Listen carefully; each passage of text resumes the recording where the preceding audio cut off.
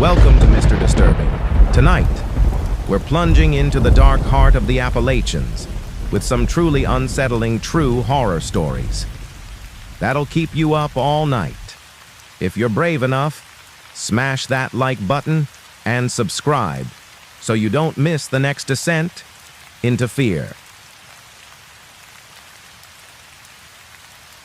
My name is Samuel.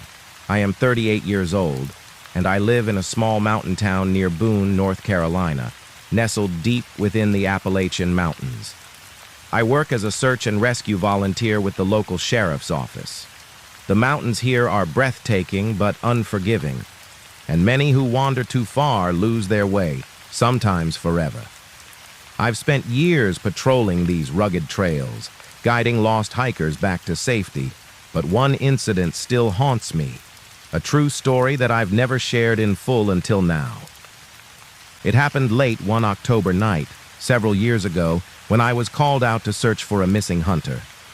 The man, a seasoned outdoorsman, had disappeared somewhere near Linville Gorge, a place known for its wild beauty and treacherous cliffs.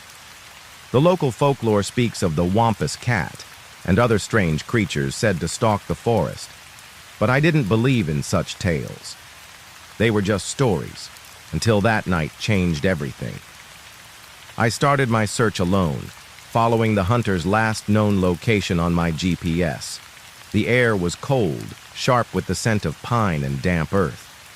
As I moved deeper into the forest, the woods seemed to grow darker, despite the full moon hanging high in the sky. The trees cast long shadows that twisted and writhed like living things. I found signs of a struggle, broken branches, disturbed leaves, but no clear trail. My flashlight beam cut through the darkness, illuminating the gnarled roots and moss-covered rocks. The silence was overwhelming. No birds sang, no insects buzzed, just the crunch of my boots on the underbrush. Then, faintly, I heard something else. Soft footsteps that did not match mine, barely audible, coming from just beyond the edge of the light. I stopped, heart pounding. The sound ceased. I moved forward, calling the hunter's name, but only the wind replied. Minutes later, I caught sight of a strange figure standing at the edge of a small clearing. It was tall and hunched, with limbs that seemed too long, too thin. Its face was hidden in shadow, but two glowing eyes reflected back at me with an unnatural intensity. Frozen, I watched as the figure disappeared into the trees without a sound. I felt a sudden chill that went beyond the cold air. The hairs on my neck stood up. I pressed on, adrenaline flooding my veins. As I climbed a rocky ridge, the fog rolled in thick and fast, swallowing the trail behind me. Visibility dropped to mere feet. I reached a narrow ledge overlooking the gorge below. The wind howled through the cliffs, carrying faint whispers that seemed almost like words, spoken in an ancient tongue I couldn't understand. The fog thickened until it was impossible to see. I fumbled for my radio, but the signal was dead. Then, from the fog emerged dozens of glowing eyes, watching silently from the shadows. I scrambled back, heart racing.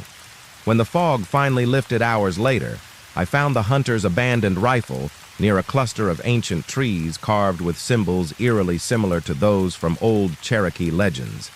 There was no sign of the hunter. The search party found nothing the following days. I still bear the scratches on my arm from that night, deep, jagged marks that don't heal properly. I have since learned that Linville Gorge is a place of strange energy, a crossroads between worlds according to local Native American lore. People vanish here with no trace. Some speak of shadow beings, guardians of the forest, punishing those who trespass. I can't say what I encountered, whether it was a creature, a spirit, or something else entirely. The Appalachian Mountains keep their secrets jealously, and some nights, when the wind moans through the trees, I hear whispers calling me back to that fog-shrouded ridge. I don't know if I'll ever return, but the forest waits, patient and watching. And sometimes, when the darkness closes in, I wonder if the hunter ever truly left, or if he is still out there, lost between the shadows and the mist. After that night, my life changed in subtle, unsettling ways. I became hyper-aware of every sound, every shadow. The forest no longer felt like a place of peace, but a realm of hidden dangers, watching and waiting. I avoided Linville Gorge for months, but the nightmares returned relentlessly, each one a fragment of that foggy night. Glowing eyes staring, whispered voices calling my name, and the cold, jagged scratches burning beneath my skin. My colleagues noticed my restless behavior, but I kept silent, afraid that sharing would invite disbelief or ridicule. Instead, I delved into the local legends, searching for answers in dusty books and old tribal records. I learned of the Uktena, a serpent-like creature from Cherokee mythology, said to guard sacred lands with terrifying power. Some believe the glowing eyes in the forest belong to such spirits, neither fully alive nor dead, existing between worlds. The more I read, the more I felt the weight of something ancient pressing down on me. Months later, a fellow search and rescue volunteer disappeared in the same area. This time, I joined the team to look for him. We scoured the forest, following broken trails and eerie silence. Near the place where I had seen the glowing eyes, we found strange symbols etched into the rocks, circles and lines that seemed to pulse faintly under moonlight. The volunteer was never found. His radio was discovered at the edge of the fog, still crackling with static, as if the forest itself was speaking in tongues. After that, no one wanted to venture near the gorge at night. Even seasoned hunters and hikers avoided it, whispering warnings passed down like sacred secrets. I returned home one evening to find fresh scratches on my doorframe, similar to those on my arm, though no one had been near my cabin. The feeling of being watched never left me. Sometimes, while alone in the woods, I'd catch glimpses of pale figures slipping between trees, vanishing before I could focus. I often wonder if the hunter I sought that night still wanders the forest, trapped between worlds, or if he became one of the guardians, waiting silently for the next trespasser. The Appalachian mountains are beautiful, but their beauty hides darkness that I once ignored, but now respect. I still walk these trails because it is my duty, but the memories and whispers remain. When the fog rises thick and the wind moans low, I remember that night, and the glowing eyes that watched me from the shadows, and I wonder how many others have been called into the mist, never to return. The more time passed, the deeper the forest seemed to pull at me, as if it held some unspoken connection to my fate. I started keeping a journal, documenting every strange occurrence, every shadow I glimpsed, every whisper carried on the wind.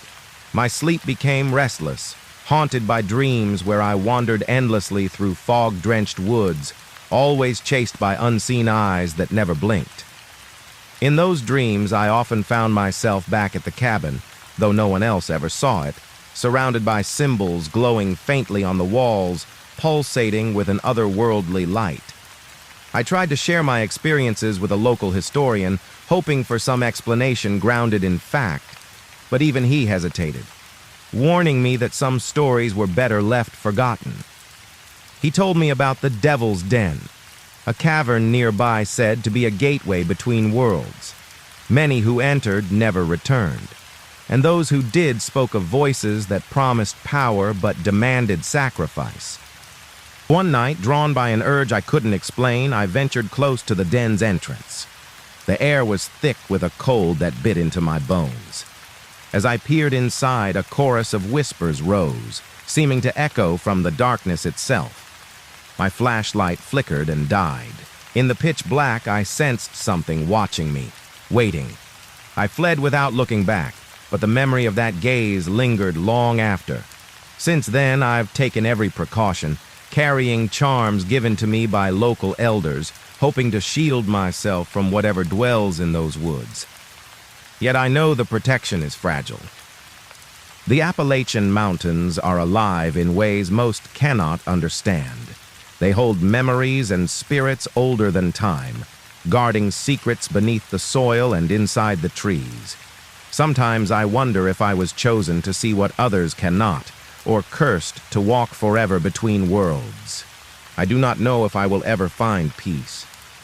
But every time I hear the wind howl through the ridges or see the fog rolling low across the valleys, I feel the pull once more. The mountains call, softly at first, then louder, a voice older than the earth itself. And I know deep down that one day I might have to answer. I